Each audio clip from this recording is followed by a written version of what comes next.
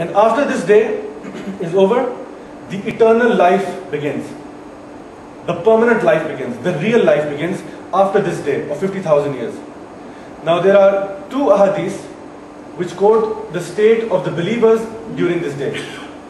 One of the ahadith states that for the believer who has lived his life piously and devoted himself to Allah subhanahu wa ta'ala, for him this day will seem like the time he spends in a prayer.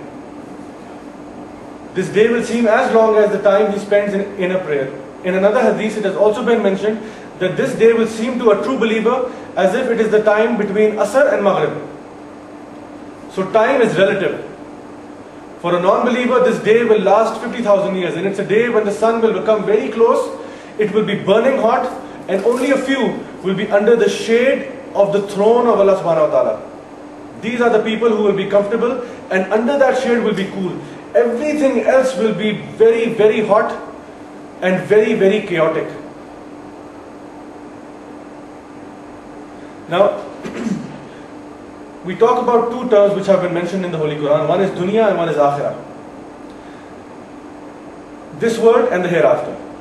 Dunya, if you look at the Arabic root word, comes from the word dani or danaya, which means low. It even means of low character. A person can also be a dani, which means he is a person of low character and low morals. So the dunya has been compared to something which is low, which is something which does not have as much significance, something which is low in value. The akhirah means the end, an end that is long and everlasting. Not akhir, but akhirah. The end where we will all eventually go, our final resting place, where we will dwell forever. It mentions in Surah Al-Anbiya chapter 21 verses 1 to 3, the people's day of reckoning is drawing closer, yet they are heedlessly neglectful. Whenever a new revelation comes to them from their Lord, they listen to it in a playful manner, and their hearts are preoccupied with trivial matters. Now this verse is so important, and it's got certain meanings that I will just explain. That it explains to you first of all that the day of reckoning is near, and then it points our attention to those who are not taking heed that this day is approaching. The two meanings that this verse tries to explain are that on an individual level, our lives are very short, and soon we shall come to the day of reckoning. Soon we shall know what is the absolute truth. The other is that as humanity, we are also coming closer to the day of judgment. That is, we are the ummah of the last prophet, and that after this, not much time is left. So even if you look at mankind as a whole, the day of judgment is drawing closer. The other thing that I mentioned was that it is pointing our attention to those who neglect Allah and His message and playfully continue to waste their time in this world without realizing the sheer magnitude and the importance of the hereafter. They are just busy with this life, not realizing what the ultimate objective is. What is the ultimate goal? Why are we even here? Now, to put things into a little bit of a perspective, Allah Ta'ala has created us for a purpose. This world is certainly not what He has created us for. It mentions in Surah Al-Imran chapter 3 verse 185, Kullun nafsum zaikatul maut. Every soul shall taste death. Then you receive your recompense on the day of resurrection. Whoever misses hell barely and makes it into paradise has attained a great triumph. The life of this world is no more than an illusion. The life of this world is no more than an illusion. It is a dream. The real world begins after this one ends. Like I said previously, how we judge reality in this world is through our five senses. If our five senses were taken away, how would we be able to judge reality? If we can see something, we say it's real. If we can touch something, we say it's real. If we can taste it, smell it, we say it's real. But reality is far greater than that. These are the laws of physics which we are bound with. These are the senses which we are bound with. This is not the real life. This is just an illusion, a mirage. The real life awaits after this one ends. We were not created for a temporary time of this world. But if you look in context, you look at your life over here, which would be 80, 90, 100 years, let's say. Then you have the 50,000 years of just the Day of Judgment.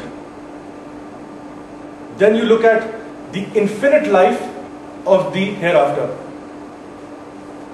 50, 60, 70, 80, 100 years here. 50,000 years of the Day of Judgment. And an infinite life in the hereafter. It certainly puts things in a bit of perspective. We have been created as souls for eternity. Created for Akhirah. Our soul was created by Allah and will not cease to exist. Yes, we will die, but that's just a phase. It's just a phase. It's just a transformation from one state to the other state. You keep traveling through these phases. You are in the womb of your mother for 9 months. You come to this world, stay for let's say even 100 years. You go to the Alam-e-Barzakh, where you stay for a certain period of time. Then there is the Day of Judgment of 50,000 years. Then there is the permanent and final state in which you will dwell forever. Think of it as a train going through various stops, stopping at each station and then going to its final destination. It mentions in Surah Mulk, chapter 67, verse 2, Allazi khalaqal mauta wa hayata. It is He who has created life and death so that He may test which of you is best in deeds. So like I said, the only thing you are taking with you is your good deeds. Everything else is meaningless, is pointless.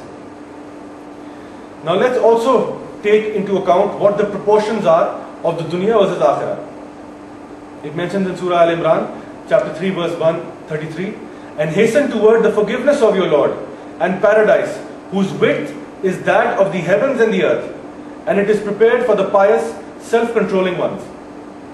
Now although haste or doing something quickly without thinking is something that is not liked in Islam, but in this situation it is encouraged. A person should make haste and rush towards doing works for the hereafter. Every opportunity that you find to do something for the hereafter, go and grab it. Because you never know when your life is going to end. Nobody comes from Allah subhanahu wa ta'ala with a degree in his hand or a certificate in his hand that yes, I know I will die on this day. Nobody. So every single opportunity that you get to work for the hereafter, grab it, do it. Some scholars have said that the work for dunya and the work for akhirah should be proportionate. Well, let's examine what this proportionality is. Even if we say that your life in this world is 100 years, we know that the akhirah is infinite. So if you take 100 and divide it by infinity, what do you get? You get 0. So does this mean that we should just work for the hereafter? Certainly looks like it. If you look at the priorities, this life is going to be over like that. And the infinite life waits for you. So what are you going to work for? This life or that life? Which one would you prefer? To have happiness here or have happiness there? The Holy Prophet was a little bit generous.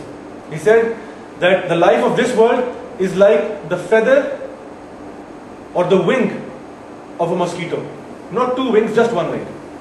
That is the significance of this world. The wing of a mosquito. Because if it had been 2 wings, the mosquito can still fly. This is just 1 wing. This is the significance of this world. It is nothing. It mentions in Surah Al-Qasas, chapter 28, verse 77, and seek by means of what Allah has given you, the home of the hereafter, the akhirah. I'll just repeat that. And seek by means of what Allah has given you, the home of the hereafter, the akhirah. Use everything that Allah Ta'ala has given you for the akhirah.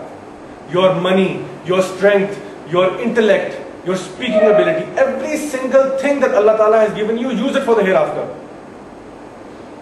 The Sahabas, when this verse was revealed, asked the Holy Prophet, that, O Prophet Muhammad, peace be upon him, if you wish, we can take celibacy.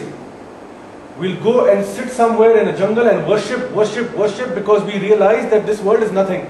Can we do that? The Holy Prophet stopped him because he said, continue on with the verse and you will get the answer. The verse continues and says, but do not forget the share of this world. So in its entirety it says, and seek by means of what Allah has given you the home of the hereafter, but do not forget the share of this world. The idea is that take the share of this world along the way. You are on your way to the akhirah, take the share of this world along the way. Unfortunately, how we have prioritized things is that we say, work for this world, work for the dunya, and take akhirah along the way.